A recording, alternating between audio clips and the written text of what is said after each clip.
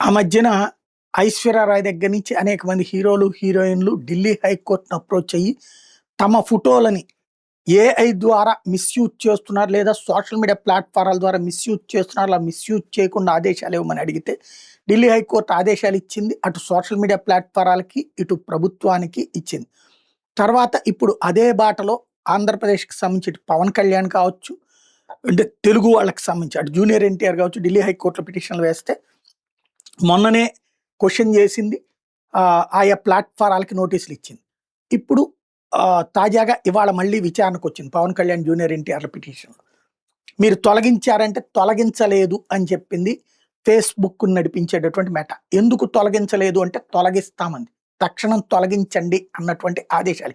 వీళ్ళు తొలగించమంటున్నది వీళ్ళ ఫోటోలు కాదు. వీళ్ళది ఆర్టిఫిషియల్ ఇంటెలిజెన్స్‌తో వాడుతూనే లేదా వీళ్ళ అనుమతి లేకుండా కమర్షియల్‌గా కానీ లేదంటే గనక సెటారికల్‌గా గాని వాడటానికి వీల్లేదన్నటువంటి పిటిషన్.